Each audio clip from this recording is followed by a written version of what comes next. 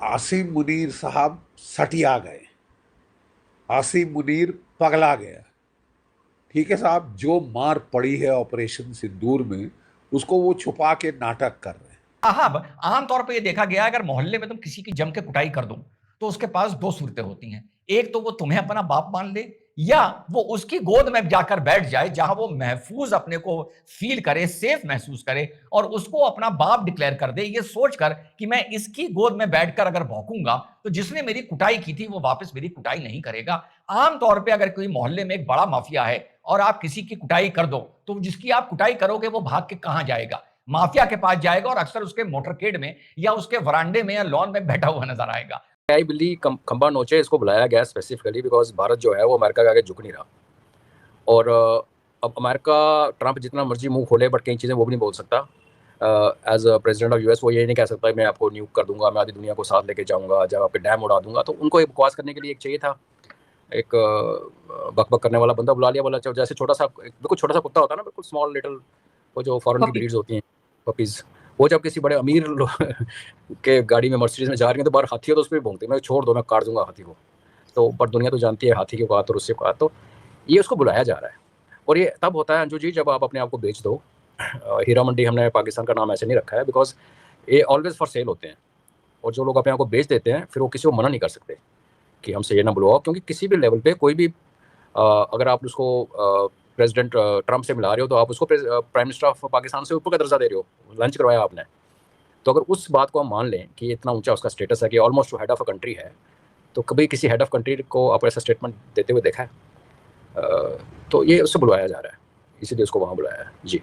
इतना बता दो इन झाइल को कि भैया, डैम बनने के बाद अगर तूने मिसाइल मार दी है तो हमारा तो कुछ हो ना हो, लेकिन तेरे 2 से 5 लाख लोग नीचे मर जाएंगे डाउनस्ट्रीम में। तो तू इतने आगे का इंतजार ना कर जाहिल आदमी को। क्योंकि देखिए जो हमारे पाकिस्तान हमारे जो आर्मी चीफ साहब हैं, ठीक है, आर्मी चीफ ने जो एक स्टेटमेंट दिया कि अगर आप एक पाकिस्तानी को पूछो कि भाई आपका ये जो लड़ाई हुई थी ये कौन जीता, तो बोलेगा पाकिस्तानी जीता।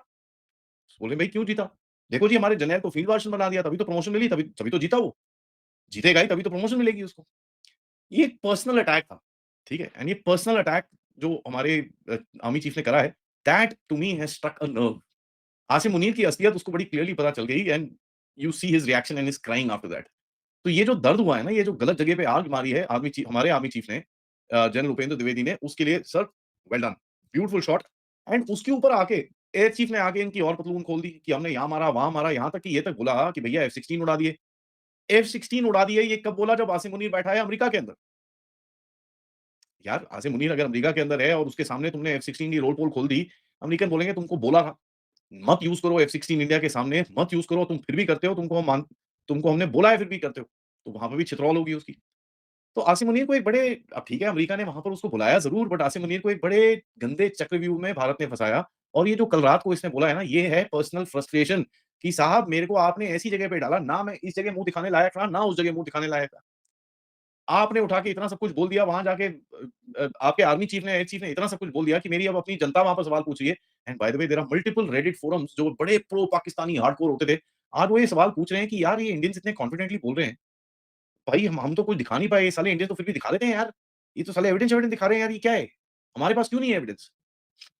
तो सवाल पूछे जा रहे हैं पाकिस्तान की आर्मी से। बयानबाजी कहें क्या, बकवासबाजी उन्होंने की है भारत के खिलाफ, और उसमें उन्होंने खास तौर से जो बात कही है ऑयल रिफाइनरी जो जामनगर की है अंबानी की, उसको टारगेट करने की बात कही है। ये स्टेटमेंट को आप किस तरह से देख रहे हैं?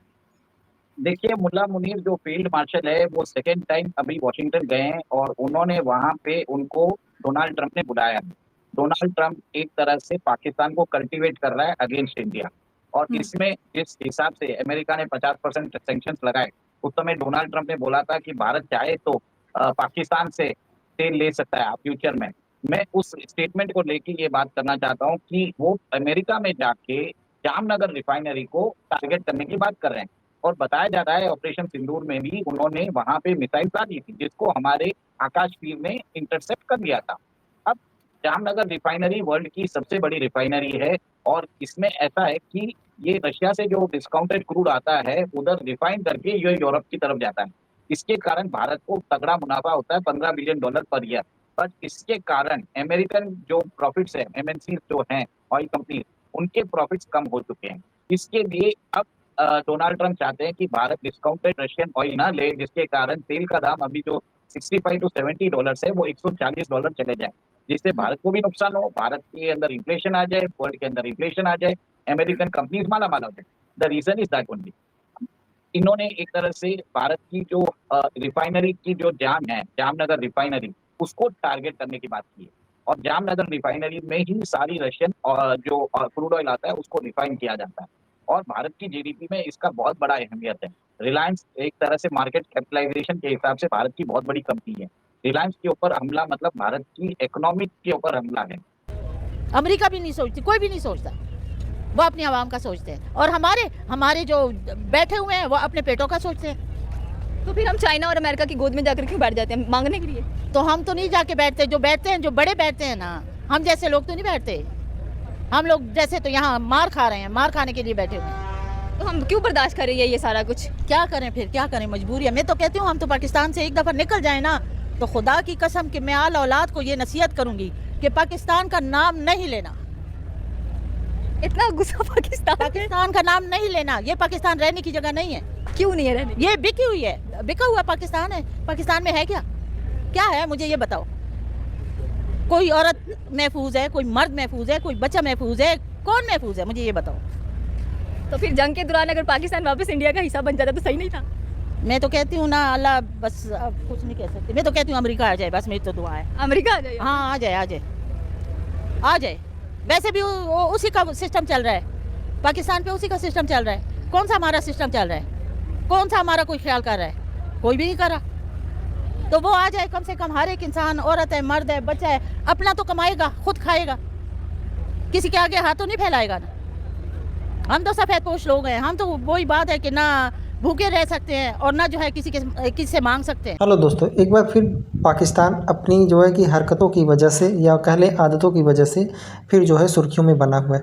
जी हाँ, मुनीर ने जाकर वाशिंगटन में यह बयान जारी किया है कि वह अपने न्यूक्लियर पावर से आधी दुनिया को तबाह कर देंगे, और तो और यह भी धमकी दी है भारत को कि अगर भारत जो है सिंधु नदी पर डैम बनाएगा तो उस पर वह 10 मिसाइलें छोड़ेंगे।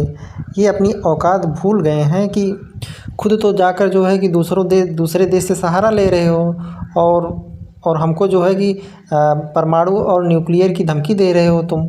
तुम्हारे यहाँ खाने के लाले पड़े हुए हैं और तुम जो है कि मिसाइलों की धमकी दे रहे हो। ये नहीं जान रहे हो कि जिस जो है कि डैम को, सिंधु डैम बनेगा, जब तुम उड़ाओगे तो तुम्हारा पाकिस्तान ही न डूबेगा। इस पागल को कौन समझाए।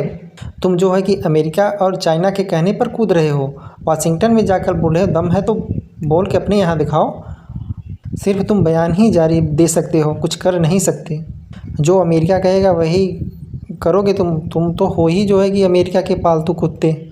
इस पर आप लोगों की क्या राय है, ज़रूर कमेंट करें।